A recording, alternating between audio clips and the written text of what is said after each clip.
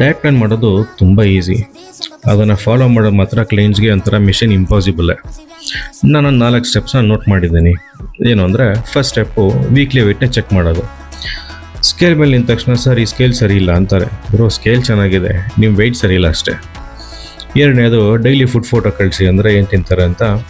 First day breakfast, lunch, dinner ಅಂದ್ಬಿಟ್ಟು full photo ಕಳಿಸ್ತಾರೆ. ಒಂದು 2-3 ದಿನ ನಡೆಯುತ್ತೆ. ಆಮೇಲೆ ಮತ್ತೆ ಸರ್ ನೆಟ್ವರ್ಕ್ ಇಲ್ಲ, ಫೋನ್ ಕೈಯಲ್ಲಿಲ್ಲ, ಮೊಬೈಲಲ್ಲಿ ಚಾರ್ಜ್ ಇಲ್ಲ ಅಂದ್ಕೊಂಡು ಕೂತಿರ್ತಾರೆ. At the same time Swiggy order notification ಮಾತ್ರ ಬರ್ತಾ ಇರುತ್ತೆ. ಮೂರನೇದು, ಔಟ್ಸೈಡ್ ಫುಡ್ ಕಂಟ್ರೋಲ್. ಸರ್ ಇವತ್ತು ಫ್ರೆಂಡ್ ಬರ್ಡೇ ಇದೆ, ನಾಳೆ ಆಫೀಸ್ ಪಾರ್ಟಿ ಇದೆ, ಸಂಡೇ ಫ್ಯಾಮಿಲಿ ಫಂಕ್ಷನ್ ಇದೆ ಅಂಥೇಳಿ ಡಯಟ್ಗೆ ಲೀವು, ಎಕ್ಸ್ಕ್ಯೂಸ್ಗೆ ಫುಲ್ಲು ಅಟೆಂಡೆನ್ಸು.